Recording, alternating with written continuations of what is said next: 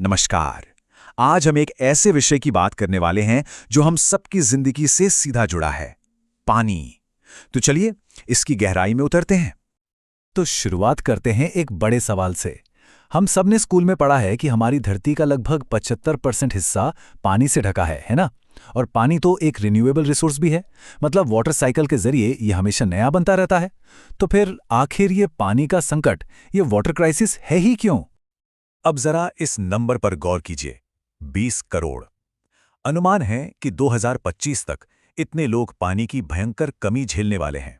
सोचने वाली बात है ना, जब धरती पर इतना पानी है तो यह संकट हो क्यों रहा है? देखिए, इसका जवाब उतना सीधा नहीं है जितना लगता है। तो ठीक है, चलिए अब इस समस्या की जड़ तक जाते हैं। जब भी हम पानी की कमी सुनते हैं तो दिमाग में क्या आता है? सूखा, रेगिस्तान, यही सब है ना? लेकिन असली कारण इससे कहीं ज्यादा जटिल है। देखिए, पानी की कमी का मतलब सिर्फ ये नहीं कि बारिश कम हो रही है। असली वजह है ओवर एक्सप्लॉयटेशन, यानी हम जरूरत से कहीं ज्यादा पानी इस्तेमाल कर रहे हैं। और उस पर जो पानी है भी, वो सबको बराबर नहीं मिल रहा। अब आबादी बढ़ रही है तो सबके लिए खाना भी ज्यादा उगाना पड़ेगा, और उसके लिए क्या चाहिए? और भी ज्यादा पानी। यहाँ एक और दिलचस्प बात है। ज्यादा पैदावार के लिए बहुत से किसान अब अपने खेत में खुद के कुएं और ट्यूबवेल लगा रहे हैं। अच्छा आइडिया लगता है ना? लेकिन इसका असर क्या हो रहा है? जमीन के नीचे का पानी यानी ग्राउंड वाटर लेवल तेजी से गिरता जा रहा है। और इसका मतलब सिर्फ पानी की कमी नहीं है, इससे हमारी फूड सिक्योरिटी पर भी सीधा खतरा है। तो ये समझना जरूरी है कि पानी की कमी दो तरह की होती है। एक है क्वांटिटेटिव स्कार्सिटी, मतलब जब सच में पानी की मात्रा ही कम हो। और दूसरी, जो शायद उससे भी ज्यादा खतरनाक है, वो है क्वालिटेटिव स्कार्सिटी। इसका मतलब है कि पानी तो है, बहुत सारा है, लेकिन वो इतना प्रदूषित, इतना गंदा हो चुका है कि उसे इस्तेमाल ही नहीं कर सकते। और ये क्वालिटी खराब होती क्यों है? वजह है हमारे घरों से निकलने वाला कचरा, फैक्ट्रियों से निकलने वाले खतरनाक केमिकल्स और खेती में इस्तेमाल होने वाले कीटनाशक और उर्वरक। ये सब मिलकर हमारे साफ पानी के स्रोतों को आहिस्ता आहिस्ता जहरीला बना रहे हैं। अब इस बड़ी समस्या से निपटने के लिए आज़ादी के बाद भारत ने एक बहुत ही महत्वाकांक्षी कदम उठाया।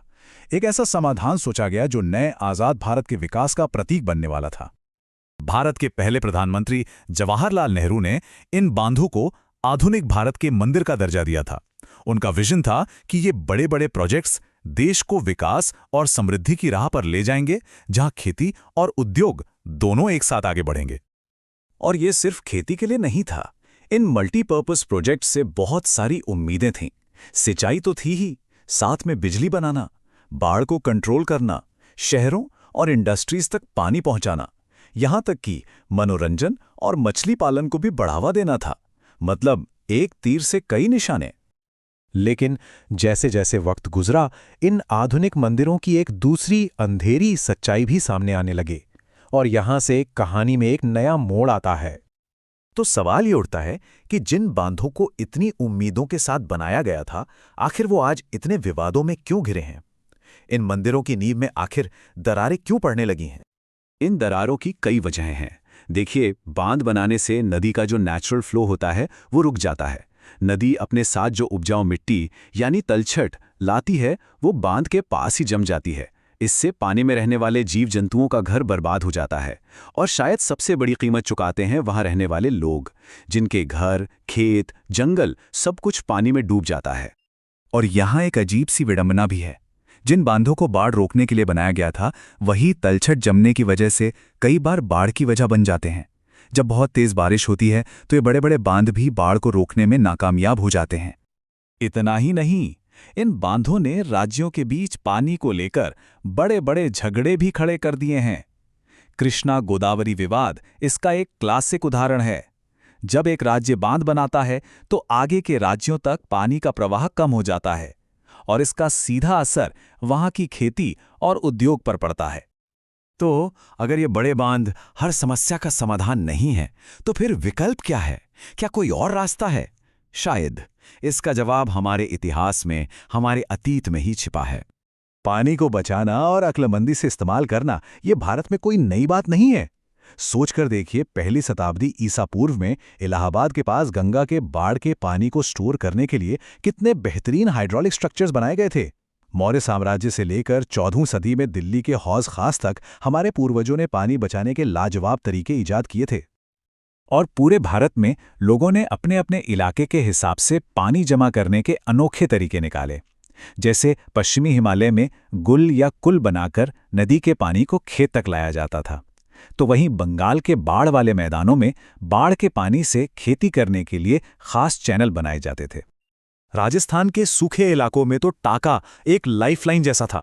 ये असल में घर के आंगन में बना एक बड़ा सा अंडरग्राउंड टैंक होता था। छत पर जो भी बारिश का पानी गिरता उसे पाइप से इस टैंक में जमा कर लिया जाता। इस पानी को पालर पानी कहते थे और इसे प्रकृति का सबसे शुद्ध रूप माना जाता था। और अब ये तकनीक देखिए, ये तो कमाल की है। मेघालय, जहां दुनिया में सबसे ज्यादा बारिश होती है, वहां भी पानी बचाने का कितना अनोखा तरीका है। यहां झरने के पानी को बांस के पाइपों के जरिए बिना किसी मोटर के सैकड़ों मीटर दूर तक ले जाया जाता है। यह 200 साल पुरानी बांस ड्रिप सिंचाई प्रणाली है, जिसमें पानी की एक एक बूंद सीधे पौधों की जड़ों तक पहुंचाई जाती है। तो हमने बड़े बांधों की कहानी भी देखी और अपने पूर्वजों के ज्ञान की ताकत भी। सवाल यह है कि आगे का रास्ता क्या है, भविष्य कहाँ है? अच्छी खबर यह है कि अब लोग इस पुराने ज्ञान की कीमत समझ रहे हैं और उसकी तरफ लौट रहे हैं। कर्नाटक का गेंडाथुर गांव इसका एक शानदार उदाहरण है।